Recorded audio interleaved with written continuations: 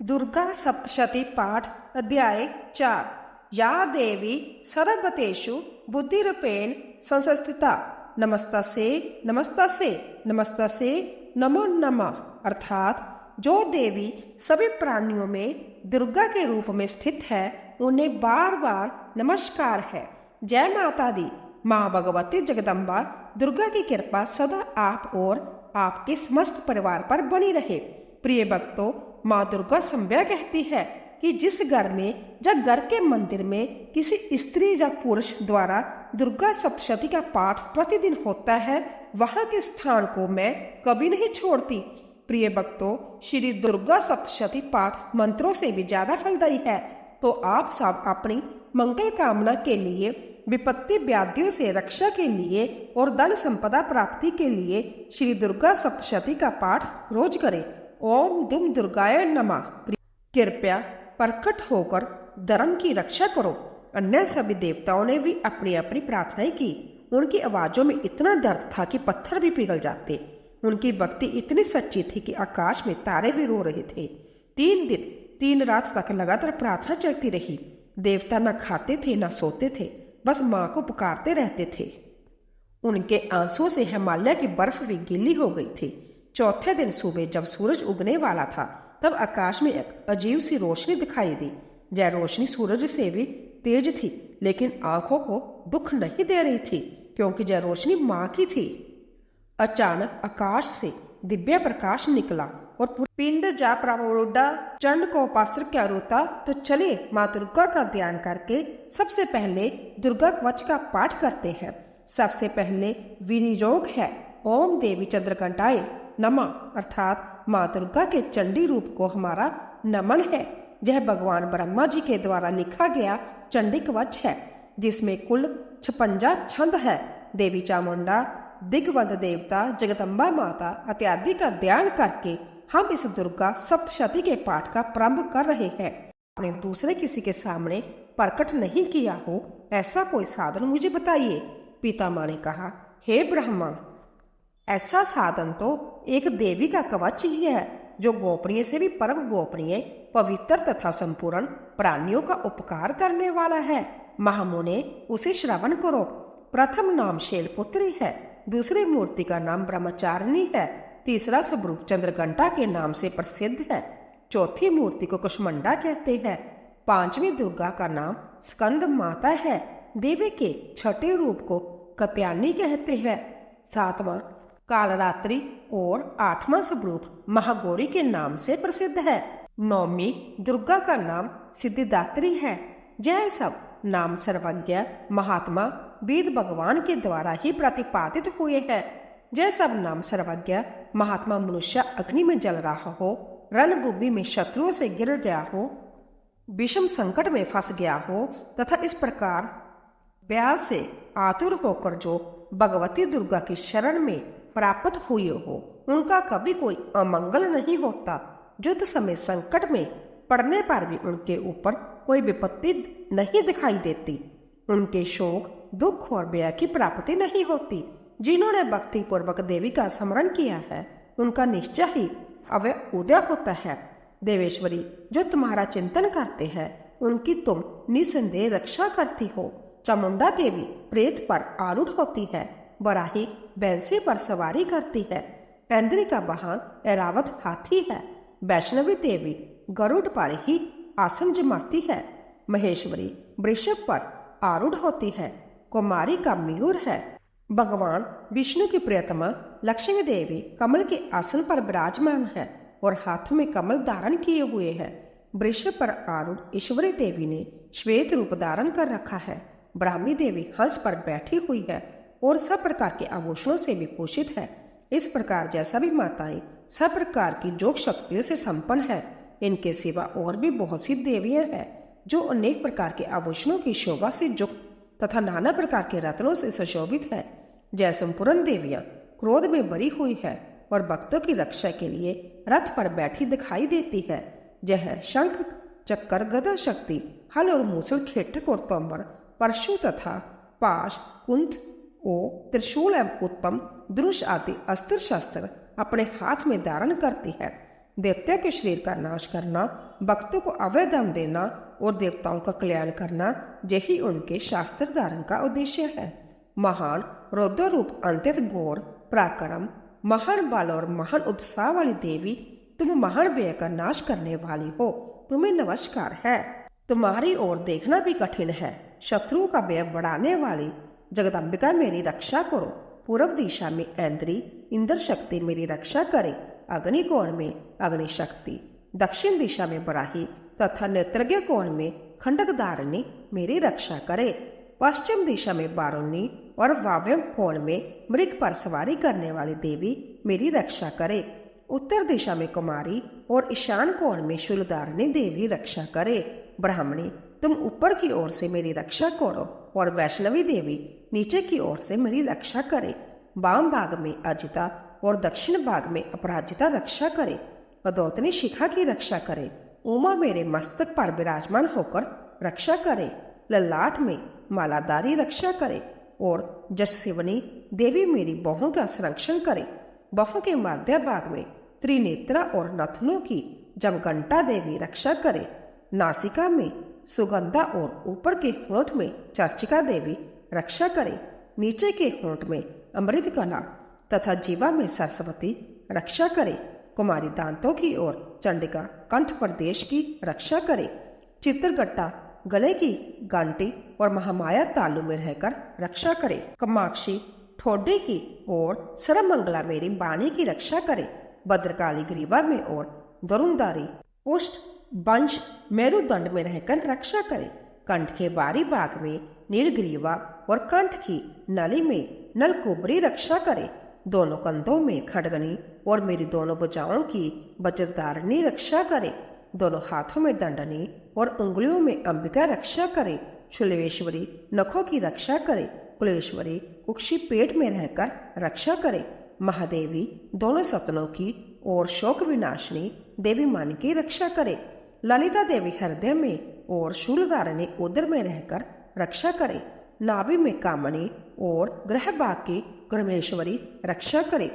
पूतना और कामिका लिंग की और महिषा वाहिनी गुदा की रक्षा करे। भगवती कटी भाग में और विंध्यवासिनी घुटनों की रक्षा करे। संपूर्ण कामनाओं को देने वाली महाबाला देवी दोनों पिंडलियों की रक्षा करे। नारसिंही दोनों गुठड़ियों की और तेजसी देवी दोनों चरणों के पृष्ठभाग की रक्षा करे। श्री देवी में पैरों की उंगलियों में और तलवासिनी पैरों के तलुओं में रहकर रक्षा करे। अपने दाढ़ों के कारण भयंकर दिखाई देने वाली दृष्ट कराली देवी नखों की और उदर्भ केशनी देवी केशों की रक्षा करे। रोमावालियों के छिद्रों में कोवेरी और त्वचा की बागेश्वरी देवी रक्षा करे।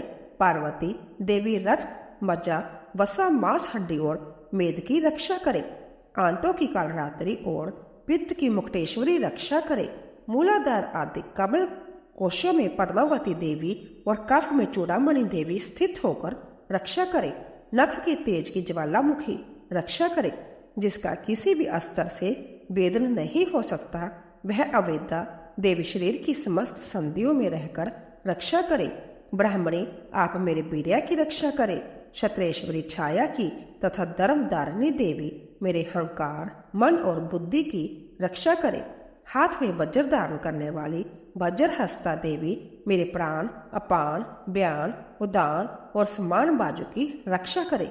कल्याण से शोभित होने वाली भगवती कल्याण शोभना मेरे प्राण की रक्षा करे। रस रूप गंध शब्द और स्पर्श इन विषयों का अनुभव करते समय जोगनी देवी रक्षा करके तथा सतगुण रजोगुण और तमोगुण की रक्षा सदा नारायणी देवी करे।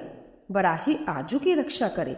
वैष्णवी धर्म की रक्षा करे तथा चक्रनी चक्र धारण करने वाली देवी जश कीर्ति लक्ष्मी धन तथा विद्या की रक्षा करे। इंद्राणी आप मेरे गोत्र की रक्षा करे। चंडिके तुम मेरे पशुओं की रक्षा करो। महालक्ष्मी पुत्रों की रक्षा करे और भैरवी पत्नी की रक्षा करे। मेरे पथ की सुफलता तथा मार्ग की क्षेमकरी रक्षा करे। राजा के दरबार में महालक्ष्मी रक्षा करे तथा सब और व्याप्त रहने वाली विजय देवी संपूर्ण भयों से मेरी रक्षा करे। देवी जो स्थान कवच में नहीं कहा गया है रक्षा से रहित है, वह सब तुम्हारे द्वारा सुरक्षित हो, क्योंकि तुम विजयशालिनी और पापनाशिनी हो। यदि अपने शरीर का भला चाहे तो मनुष्य बिना कवच के कहीं एक पग भी न जाए, कवच का पाठ करके ही यात्रा करे। कवच के द्वारा सब ओर से सुरक्षित मनुष्य जहाँ जहाँ भी जाता है वहाँ वहाँ उसे धन लाभ होता है तथा संपूर्ण कामनाओं की सिद्धि करने वाली विजय की प्राप्ति होती है। वह जिस जिस अविष्ट वस्तु का चिंतन करता है उसको निश्चय ही प्राप्त कर लेता है। वह पुरुष इस पृथ्वी पर तुलना रहित महान ऐश्वर्य का भागी होता है। कवच से सुरक्षित मनुष्य निर्भय हो जाता है, युद्ध में उसकी पराजय नहीं होती तथा वह तीनों लोकों में पूजनीय होता है। देवी का यह कवच देवताओं के लिए भी दुर्लभ है। जो प्रतिदिन नियम पूर्वक तीनों संध्याओं के समय श्रद्धा के साथ इसका पाठ करता है उसे देवी कला प्राप्त होती है तथा वह तीनों लोकों में कहीं भी पराजित नहीं होता। इतना ही नहीं, वह अपमृत्यु रहित हो 100 से भी अधिक वर्षों तक जीवित रहता है। मकरी, चेचक और कोढ़ आदि उसकी संपूर्ण व्याधियां नष्ट हो जाती है। कनेर, बांग, अफीम, दतूरे आदि का स्थाम्बर, विष, सांप और बिच्छू आदि के काटने से चढ़ा हुआ जंगम विष तथा हिफेन और तेल के संजोग आदि से बनने वाला कृत्रिम विष, यह सभी प्रकार के विष दूर हो जाते हैं, उनका कोई असर नहीं होता। इस पृथ्वी पर मारण मोहन आदि जितने अविचारिक प्रयोग होते हैं तथा इस प्रकार के मंत्र जंत्र होते हैं वह सब इस कवच को हृदय में धारण कर लेने पर उस मनुष्य को देखते ही नष्ट हो जाते हैं। यह ही नहीं, पृथ्वी पर विचरने वाले ग्राम देवता, आकाशचारी देव, विशेष जल के संबंध से प्रकट होने वाले गण, उपदेश मात्र से सिद्ध होने वाले निम्न कोटि के देवता, अपने जन्म के साथ प्रकट होने वाले देवता, कुल देवता, माला, कंठमाला आदि, डाकनी, शाकनी, अंतरिक्ष में विचरण करने वाली अत्यंत बलवती भयानक डाकनियां, ग्रह, भूत, पिशाच, यक्ष, गंधर्व, राक्षस, ब्रह्मा राक्षस, बेताल, कुष्मांड और भैरव आदि अनिष्टकारक देवता भी हृदय में कवच धारण किए रहने पर उस मनुष्य को देखते ही भाग जाते हैं। कवचधारी पुरुष को राजा से समान वृद्धि प्राप्ति होती है। यह कवच मनुष्य के तेज की वृद्धि करने वाला और उत्तम है। कवच का पाठ करने वाला पुरुष अभी अपनी कीर्ति से विभूषित भूतल पर अपने सुजस से साथ साथ वृद्धि को प्राप्त होता है। जो पहले कवच का पाठ करके उसके बाद सप्तशती चंडी का पाठ करता है उसकी जब तक वन, पर्वत और कानून सहित यह पृथ्वी टिकी रहती है तब तक जहाँ पुत्र पौत्र आदि संतान परंपरा बनी रहती है, देह का अंत होने पर वह पुरुष भगवती महामाया के प्रसाद से नित्य परम पद को प्राप्त होता है, जो देवताओं के लिए भी दुर्लभ है। वह सुंदर दिव्य रूप धारण करता और कल्याण शिव के साथ आनंद का भागी होता है। इति देव्यम कवचम सुपूर्ण। जय माता। अब पूरे भक्ति भाव से माँ दुर्गा का ध्यान करके अर्गला स्त्रोत का पाठ करते हैं। ओम नमः चंडिका। माँ चंडिका देवी को नमस्कार है। मार्कंडे ऋषि जी कहते हैं, मार्कंडे जी कहते हैं, जयंती मंगला, काली भद्रकाली, कपालिनी, दुर्गा क्षमा, शिवा दात्री, स्वाहा और स्वदा, इन नामों से प्रसिद्ध हे जगदम्बिके तुम्हें मेरा नमस्कार है। देवी चामुंडे तुम्हारी जय हो। संपूर्ण प्राणियों की पीड़ा हरने वाली देवी तुम्हारी जय हो। सब में व्याप्त रहने वाली देवी तुम्हारी जय हो। कालरात्रि तुम्हें नमस्कार है। मधु और कैटव को मारने वाली तथा ब्रह्मा जी को वरदान देने वाली देवी तुम्हें नमस्कार है। तुम मुझे रूप अर्थात आत्म स्वरूप का ज्ञान दो, जय अर्थात मोह पर विजय दो, जश दो और काम क्रोध आदि शत्रुओं का नाश करो। महिषासुर का नाश करने वाली तथा भक्तों को सुख देने वाली देवी तुम्हें नमस्कार है। तुम रूप दो, जय दो, जश दो और काम क्रोध आदि शत्रुओं का नाश करो। रक्त बीज का वध और चंड मुंड का विनाश करने वाली देवी तुम रूप दो, जय दो, जश दो और काम क्रोध आदि शत्रुओं का नाश करो। शुंभ और निशुंभ तथा द्रुमलोचन का मर्दन करने वाली देवी तुम रूप दो, जय दो, जश दो और काम क्रोध आदि शत्रुओं का नाश करो। सबके द्वारा बंदित जुगल चरणों वाली तथा संपूर्ण सौभाग्य प्रदान करने वाली देवी तुम रूप दो, जय दो, जश दो और काम क्रोध आदि शत्रुओं का नाश करो। देवी तुम्हारे रूप और चरित्र अचिंत्य है। तुम समस्त शत्रुओं का नाश करने वाली हो। तुम रूप दो, जय दो, जश दो और काम क्रोध आदि शत्रुओं का नाश करो। पापों को दूर करने वाली चंडिके, जो भक्ति पूर्वक तुम्हारे चरणों में सर्वदा मस्तक झुकाते हैं, उन्हें रूप दो, जय दो, जश दो और काम क्रोध आदि शत्रुओं का नाश करो। रोगों का नाश करने वाली चंडिके, जो भक्ति पूर्वक तुम्हारी स्तुति करते हैं, उन्हें तुम रूप दो, जय दो, जश दो और काम क्रोध आदि शत्रुओं का नाश करो। चंडिके, इस संसार में जो भक्ति पूर्वक तुम्हारी पूजा करते हैं, उन्हें रूप दो, जय दो, जश दो और काम क्रोध आदि शत्रुओं का नाश करो। मुझे सौभाग्य और आरोग्य दो, परम सुख दो, रूप दो, जय दो, जश दो और काम क्रोध आदि शत्रुओं का नाश करो। जो मुझसे द्वेष करते हैं, उनका नाश और मेरे बल की वृद्धि करो। रूप दो, जय दो, जश दो और काम क्रोध आदि शत्रुओं का नाश करो।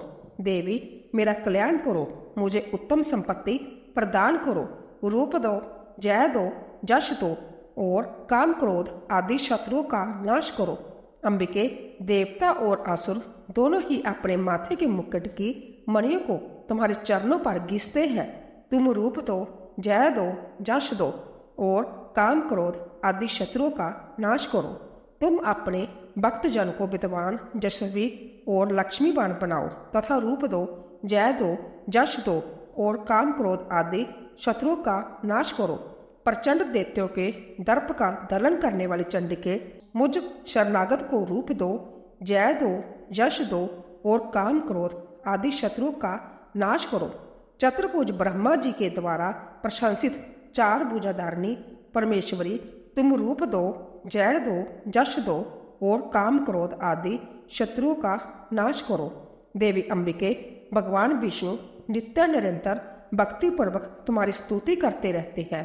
तुम रूप दो, जय दो, जश दो और काम क्रोध आदि शत्रुओं का नाश करो। हिमालय कन्या पार्वती के पति महादेव जी के द्वारा होने वाली परमेश्वरी, तुम रूप दो, जय दो, जश दो और काम क्रोध आदि शत्रुओं का नाश करो। शशिपति इंद्र के द्वारा सद्भाव से पूजित होने वाली परमेश्वरी, तुम रूप दो, जय दो, जश दो और काम क्रोध आदि शत्रुओं का नाश करो। प्रचंड भुजदंडों वाले दैत्यों का घमंड चूर करने वाली देवी, तुम रूप दो, जय दो, जश दो और काम क्रोध आदि शत्रुओं का नाश करो। देवी अंबिके, तुम अपने भक्तजनों को सदा असीम आनंद प्रदान करती हो। मुझे रूप दो, जय दो, जश दो और काम क्रोध आदि शत्रुओं का नाश करो। मन की इच्छा के अनुसार चलने वाली मनोहर पत्नी प्रदान करो, जो दुर्गम संसार से तारने वाली तथा उत्तम कुल में जन्मी हो। जो मनुष्य इस स्त्रोत का पाठ करके सप्तशती रूपी महास्त्रोत का पाठ करता है, वह सप्तशती की जप संख्या से मिलने वाले श्रेष्ठ फल को प्राप्त होता है। साथ ही वह प्रचुर संपत्ति भी प्राप्त कर लेता है। यहीं पर दुर्गा देवी का अगला स्त्रोत संपूर्ण हुआ। अब सुनिए किलक स्त्रोत। तो सबसे पहले भगवती दुर्गा का ध्यान कीजिए, उसके बाद इस पावन और परम कल्याणकारी स्त्रोत का पाठ करते हैं। ओम नम चंडिकाय। मार्कंडेय जी कहते हैं, विशुद्ध ज्ञान ही जिनका शरीर है, तीनों वेद ही जिनके तीन नेत्र है, जो कल्याण प्राप्ति के हेतु है तथा अपने मस्तक पर अर्धचंद्र धारण करते हैं, उन भगवान शिव को नमस्कार है। मंत्रों का जो अभी किल्क है, अर्थात मंत्रों की सिद्धि में विघ्न उपस्थित करने वाले शाप रूपी किल्क का निवारण करने वाले हैं, उस सप्तशती स्त्रोत को संपूर्ण रूप से जानना चाहिए और जानकर उसकी उपासना करनी चाहिए। उसके भी उच्चाटन आदि कर्म सिद्ध होते हैं, उसे भी समस्त दुर्लभ वस्तुओं की प्राप्ति होती है। तथापि जो अन्य मंत्रों का जप न करके केवल इस सप्तशती नामक स्त्रोत से ही देवी की स्तुति करते हैं, उन्हें स्तुति मात्र से ही सच्चिदानंद स्वरूपिणी देवी सिद्ध हो जाती है। उन्हें अपने कार्य की सिद्धि के लिए मंत्र, औषधि तथा अन्य किसी साधन के उपयोग की आवश्यकता नहीं रहती। बिना जप के उनके उच्चाटन आदि समस्त अविचारिक कर्म सिद्ध हो जाते हैं। इतना ही नहीं, उनकी संपूर्ण अभिष्ट वस्तुएं भी सिद्ध होती है।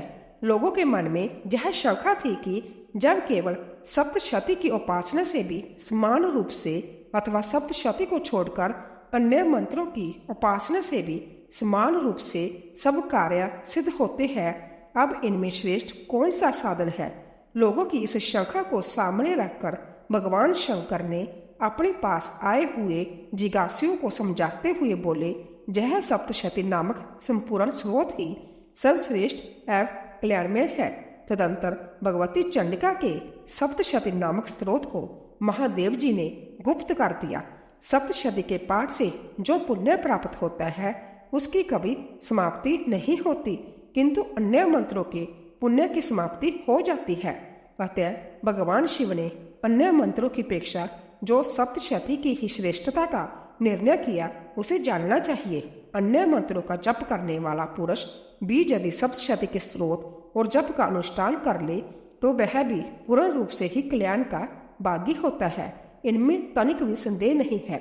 जो साधक कृष्ण पक्ष की चतुर्दशी अथवा अष्टमी को एकाग्रचित्त होकर भगवती की सेवा में अपना सर्वस्व समर्पित कर देता है और फिर उसे प्रसाद रूप से ग्रहण करता है, उसी पर भगवती प्रसन्न होती है, अन्यथा उनकी प्रसन्नता नहीं प्राप्त होती। इस प्रकार सिद्धि के प्रतिबंधक रूप किलक महादेव जी ने इस स्त्रोत को किलित कर रखा है, जो पूर्वोक्त रीति से निष्क्लीन करके इस सप्तशती स्त्रोत का प्रतिदिन स्पष्ट उच्चारण पूर्वक पाठ करता है, वह मनुष्य सिद्ध हो जाता है। वही देवी का पार्षद होता है और वही गंधर्व भी होता है। स्वतंत्रता विचरते रहने पर भी इस संसार में उसे कहीं भी भय नहीं होता। वह अपमृत्यु के वश में नहीं पड़ता तथा देह त्यागने के अनंतर मोक्ष प्राप्त कर लेता है। अंत्य किलक को जानकर उसका परिहार करके ही सप्तशती का पाठ आरंभ करे। जो ऐसा नहीं करता उसका नाश हो जाता है। इसीलिए किलक और निष्किलन का ज्ञान प्राप्त करने पर ही यह स्त्रोत निर्दोष होता है और विद्वान पुरुष इस निर्दोष स्त्रोत का ही पाठ आरंभ करते हैं। स्त्रियों में जो कुछ भी सौभाग्य आदि दृष्टि गोचर होता है वह सब देवी के प्रसाद रूप का ही फल है।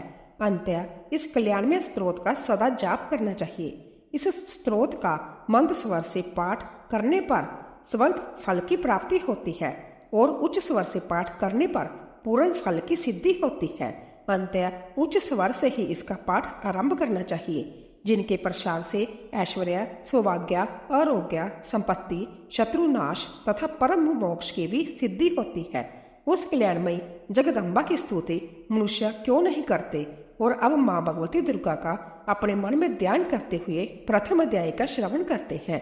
दुर्गा सप्तशती पाठ अध्याय 4। इस अध्याय में इंद्र आदि देवताओं द्वारा देवी की स्तुति का वर्णन किया गया है। ऋषि कहते हैं, अंतिम प्राकार में दुरात्मा महिषासुर तथा उसकी दैत्य सेना के देवी के हाथ से मारे जाने पर इंद्र आदि देवता प्रणाम के लिए गर्दन तथा कंधे झुकाकर उन भगवती दुर्गा का उत्तम वचनों द्वारा स्तवन करने लगे। उस समय उनके सुंदर अंगों में अंतत हर्ष के कारण रोमांच हो आया था। देवता बोले, संपूर्ण देवताओं की शक्ति का समुदाय ही जिनका स्वरूप है तथा जिन देवी ने अपनी शक्ति से संपूर्ण जगत को व्याप्त कर रखा है, समस्त देवताओं और महर्षियों की पूजनीय उन जगदम्बा को हम भक्ति पूर्वक नमस्कार करते हैं। वह हम लोगों का कल्याण करे। जिनके अनुपम प्रभाव और बल का वर्णन करने में भगवान शेषनाग, ब्रह्मा जी तथा महादेव जी भी समर्थ नहीं है। वह भगवती चंडिका संपूर्ण जगत का पालन एवं अशुभ व्यय का नाश करने का विचार करे। जो पुण्य आत्माओं के घरों में संभव ही लक्ष्मी रूप से, पापियों के जहाँ दरिद्रता रूप से, शुद्ध अंतकरण वाले पुरुषों के हृदय में बुद्धि रूप से, सत्पुरुषों में श्रद्धा रूप से तथा कुलीन मनुष्य में लज्जा रूप से निवास करती है, उन भगवती दुर्गा को हम नमस्कार करते हैं। हे देवी, आप संपूर्ण विश्व का पालन कीजिए। देवी, आपके इस अचिंत्य रूप का असुरों का नाश करने वाले बारी पराक्रम का तथा समस्त देवताओं और दैत्यों के समक्ष युद्ध में प्रकट किए हुए आपके अव्यद्भुत चरित्रों का हम किस प्रकार वर्णन करें। आप संपूर्ण जगत की उत्पत्ति में कारण है। आप में सत्वगुण, रजोगुण और तमोगुण यह तीनों गुण मौजूद है, तो भी दोषों के साथ आपका संसर्ग नहीं जान पड़ता। भगवान विष्णु और महादेव जी आदि देवता भी आपका पार नहीं पाते। आप ही सबका आश्रय है। यह समस्त जगत आपका अंशभूत है, क्योंकि आप सबकी आदिभूत अव्यक्रियता प्रकृति है। देवी, संपूर्ण जगहों में जिसके उच्चारण से सब देवता तृप्ति लाभ करते हैं, वह सवा आप ही है। इसके अतिरिक्त आप पितरों की भी तृप्ति का कारण है। अतएव सब लोग आपको स्वदा ही कहते हैं। देवी, जो मोक्ष की प्राप्ति का साधन है, अचिंत्य महाव्रत स्वरूपा है, समस्त दोषों से रहित जितेंद्रिय तत्व को ही सार वस्तु मानने वाले तथा मोक्ष की अभिलाषा रखने वाले मुनिजन जिसका अभ्यास करते हैं, वह भगवती पराविद्या आप ही है। आप शब्द स्वरूप है। अंतत निर्मल ऋग्वेद, यजुर्वेद तथा उदिक के मनोहर पदों के पाठ से युक्त सामवेद का भी आधार आप ही है। आप देवी त्रयी अर्थात तीनों वेद और भगवती 6 ऐश्वर्य से युक्त है। इस विश्व की उत्पत्ति एवं पालन के लिए आप ही वार्ता अर्थात खेती एवं आजीविका के रूप में प्रकट हुई है। आप संपूर्ण जगत की घोर पीड़ा का नाश करने वाली है। देवी, जिससे समस्त शास्त्र के सार का ज्ञान होता है, वह मैदा शक्ति आप ही है। दुर्गम भव सागर से पार उतारने वाली नौका रूप दुर्गा देवी भी आप ही है। आपकी कहीं भी आसक्ति नहीं है। केटव के शत्रु भगवान विष्णु के वक्षस्थल में एकमात्र निवास करने वाली भगवती लक्ष्मी तथा भगवान चंद्रशेखर द्वारा सम्मानित गौरी देवी भी आप ही है। आपका मुख मंद मुस्कान से सुशोभित निर्मल पूर्ण चंद्रमा के बिंब का अनुकरण करने वाला और उत्तम सुवर्ण की मनोहर कांति से कामनीय है। तो भी उसे देखकर महिषासुर को क्रोध हुआ और सहसा उसने उस पर प्रहार कर दिया। यह बड़े आश्चर्य की बात है। देवी, वही मुख जब क्रोध से युक्त होने पर उदय काल के चंद्रमा की भांति लाल और तनी हुई बाहों के कारण विकराल हो उठा, तब उसे देखकर जो महिषासुर के प्राण तुरंत नहीं निकल गए, यह उससे भी बढ़कर आश्चर्य की बात है। क्योंकि क्रोध में भरे हुए जबराज को देखकर भला कौन जीवित रह सकता है। देवी, आप प्रसन्न हो। परमात्मा स्वरूपा आपके प्रसन्न होने पर जगत का अवय उदय होता है और क्रोध में भर जाने पर आप तत्काल ही कितने कुलों का सर्वनाश कर डालती है। यह बात अभी अनुभव में आई है, क्योंकि महिषासुर की यह विशाल सेना क्षणभर में आपके कोप से नष्ट हो गई है। सदा अवय उदय प्रदान करने वाली आप जिन पर प्रसन्न रहती है, वह ही देश में सम्मानित है। उन्हीं को धन और यश की प्राप्ति होती है। उन्हीं का धर्म कभी शिथिल नहीं होता तथा वह ही अपने हष्ट पुष्ट स्त्री पुत्र और वृत्तियों के साथ धन्य माने जाते हैं। देवी, आपकी ही कृपा से पुण्य आत्मा पुरुष प्रतिदिन अंतिम श्रद्धा पूर्वक सदा सब प्रकार के धर्म अनुकूल कर्म करता है और उसके प्रभाव से स्वर्ग लोक में जाता है। इसीलिए आप तीनों लोकों में निश्चय ही मनोवांछित फल देने वाली है। माँ दुर्गे, आप स्मरण करने पर सब प्राणियों का व्यय हर लेती है और स्वस्थ पुरुषों द्वारा चिंतन करने पर उन्हें परम कल्याणमयी बुद्धि प्रदान करती है। दुख दरिद्रता और व्यय हरने वाली देवी, आपके सिवा दूसरी कौन है जिसका चित्त सबका उपकार करने के लिए सदा ही दयार्द रहता हो।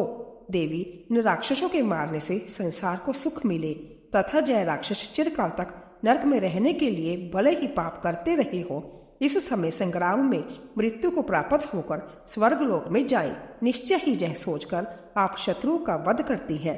आप शत्रुओं पर शास्त्रों का प्रहार क्यों करती है? समस्त असुरों को दृष्टिपात मात्र से ही भस्म क्यों नहीं कर देती? इसमें एक रहस्य है। जय शत्रु भी हमारे शास्त्रों से पवित्र होकर उत्तम लोकों में जाए।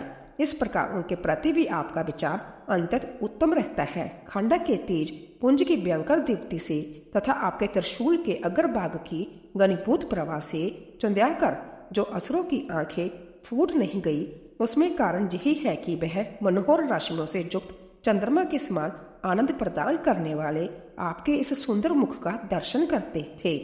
देवी, आपका शील दुराचारियों के बुरे बर्ताव को दूर करने वाला है। साथ ही यह रूप ऐसा है जो कभी चिंतन में भी नहीं आ सकता और जिसकी कभी दूसरों से तुलना भी नहीं हो सकती तथा आपका बल और पराक्रम तो उन दैत्यों का भी नाश करने वाला है। जो कभी देवताओं के पराक्रम को भी नष्ट कर चुके थे। इस प्रकार आपने शत्रुओं पर भी अपनी दया ही प्रकट की है।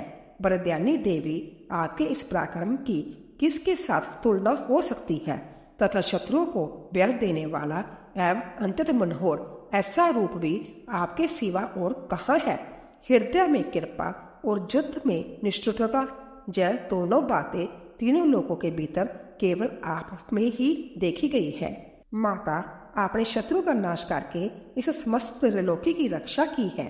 उन शत्रुओं को भी युद्ध भूमि में मारकर स्वर्गलोक में पहुंचाया है तथा उन्मत्त दैत्यों से प्राप्त होने वाले हम लोगों के भय को भी दूर कर दिया है। आपको हमारा नमस्कार है। देवी, आप शूल से हमारी रक्षा करें। अंबिके, आप खंडक से भी हमारी रक्षा करें तथा घंटा की दवनी और धनुष के टंकार से भी हम लोगों की रक्षा करें। चंडिके, पूर्व, पश्चिम और दक्षिण दिशा में आप हमारी रक्षा करें तथा ईश्वरी, अपने त्रिशूल को घुमाकर आप उत्तर दिशा में भी हमारी रक्षा करें। तीनों लोकों में आपके जो परम सुंदर एवं अत्यंत भयंकर रूप विचरते रहते हैं, उनके द्वारा भी आप हमारी तथा इस भूलोक की रक्षा करें। अंबिके, आपके कर पल्लवों में शोभा पाने वाले खंडक, शूल और गदा आदि जो जो अस्त्र हो, उन सबके द्वारा आप सब ओर से हम लोगों की रक्षा करें। ऋषि कहते हैं, इस प्रकार जब देवताओं ने जगत माता दुर्गा की स्तुति की और नंदन वन के दिव्य पुष्पों एवं गंध चंदन आदि के द्वारा उनका पूजन किया, फिर सबने मिलकर जब भक्ति पूर्वक दिव्य धूपों की सुगंध निवेदन की, तब देवी ने प्रसन्न बदल होकर प्रणाम करते हुए सब देवताओं से कहा। देवी बोली, देवताओं, तुम सब लोग मुझसे जिस वस्तु की अभिलाषा रखते हो उसे मांगो। देवता बोले, भगवती ने हमारी सब इच्छा पूर्ण कर दी, अब कुछ भी बाकी नहीं है, क्योंकि हमारा जय शत्रु महिषासुर मारा गया।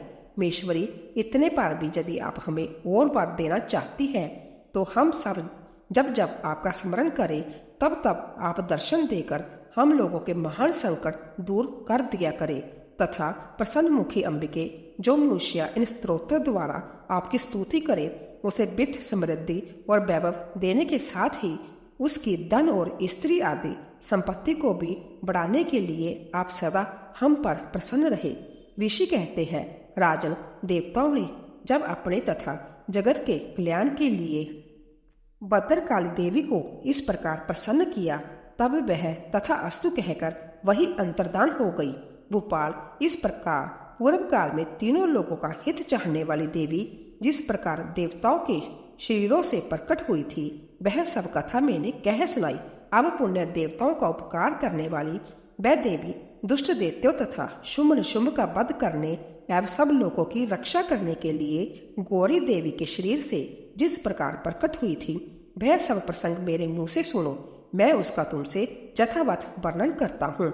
इस प्रकार श्री मार्कंडेय पुराण में सावर्णिक मरवंतर की कथा के अंतर्गत देवी महात्म्य में चक्र आदि स्तुति नामक चौथा अध्याय पूरा हुआ। जय माता रानी। हे माँ भगवती, आप अपनी कृपा दृष्टि अपने सभी भक्तों पर बनाए रखेगा। मिलते हैं कल नए अध्याय के साथ। तब तक के लिए जय श्री कृष्ण। राधे राधे।